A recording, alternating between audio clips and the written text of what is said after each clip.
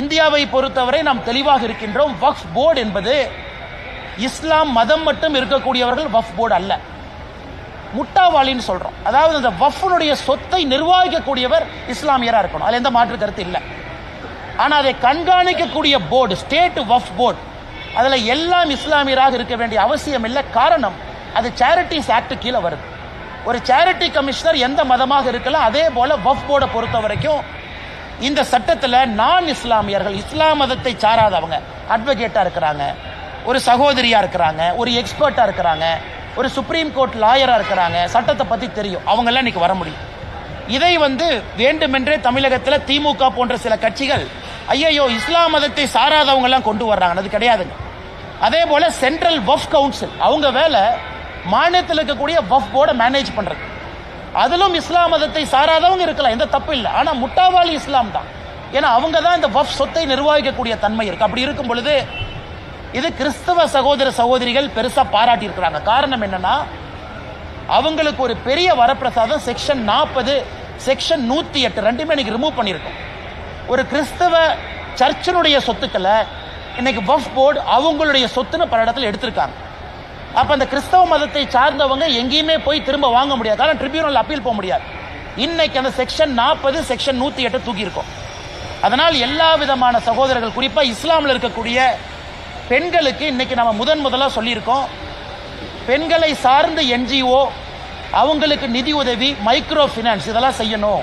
இதெல்லாம் அந்த வக்ஃப் சட்டத்தில் வந்திருக்கக்கூடிய திருத்தம்.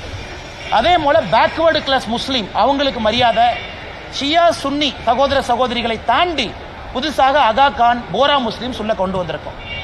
அப்படி இருக்கும் பொழுது ரொம்ப ஏற்புடையதாக எல்லா மக்களும் ஏற்றுக்கொண்ட, யாருக்கும் எதிராக இல்லாத ஒரு சட்ட திருத்தத்தை லோக்சபால ராஜ்யசபால கொண்டு வந்து இந்திய மக்களுக்கு நாங்கள் சமர்ப்பித்திருக்கின்றோம். இதுல பத்திரிகை நண்பர்கள் கவனிக்க வேண்டியது நம்முடைய என்டிஏ கூட்டணியில் இல்லாத கட்சிகள் ஓட்டு போட்டிருக்காங்க, நல்லா கவனிக்கணும். குறிப்பாக நவீன் பட்நாயக் அவருடைய கட்சி விப்பு கொடுக்கல, மனசாட்சிப்படி ஓட்டு போடுங்க. ஜெகன்மோகன் ரெட்டி அவங்களுடைய ஒய்எஸ்ஆர் கட்சி விப்பு கொடுக்கல, மனசாட்சிப்படி ஓட்டு போடுங்க. ஸோ நம்முடைய என்டிஏ கூட்டணியை சாராத கட்சிகளும் வாக்களித்து லோக்சபால 288 ஓட்டுக்கள், ராஜ்யசபால 125 ஓட்டுக்கள் நமக்கு கிடைச்சு ரொம்ப கம்ப்ளீட் மெஜாரிட்டியோட நல்லா ஜெயிச்ச சட்டம் வந்திருக்கு. அதனால் தமிழகத்தில் நம்முடைய மாண்புமிகு முதலமைச்சர் ஐயா மு க ஸ்டாலின் அவர்கள் சும்மா இந்த மைனாரிட்டி சமுதாயத்தில் பயத்தை ஏற்படுத்துவது மட்டுமே முழு நேர வேலையாக வச்சிருக்கிறாங்க. சும்மா பயத்தை ஏற்படுத்துவது, இதை பிடுங்கிட்டாங்க அதை பிடுங்கிட்டாங்க. இன்னைக்கு மைனாரிட்டி சகோதர சகோதரிகளை எம்பவர் பண்ணியிருக்கோம், அவங்களுக்கு நம்பிக்கை கொடுத்துருக்கோம், அவங்களுக்கு உரிமை கொடுத்துருக்கோம். அப்படி இருக்கும் பொழுது எப்படி இது இஸ்லாம் மதத்திற்கு சகோதரர்களுக்கு எதிரான ஒரு சட்டமாக இருக்கும்? அதனால தான் கொஞ்சம் விலாவரியாக நம்முடைய பத்திரிகை நண்பர்கிட்ட பேசுகிறோம். அன்பு சொந்தங்களே, அது மட்டும் இல்லை, இன்னைக்கு மொத்தம் இருக்கக்கூடிய 39 லட்சம் ஏக்கர் வக்ஃப் போர்டு கீழ் இருக்கிறது. சம்பாதித்த வருமானம் 126 கோடி. இது தமிழ்நாட்டில் HRNC டிபார்ட்மெண்டோட மோசமாக ஃபங்க்ஷன் ஆகிட்டு இருக்கு.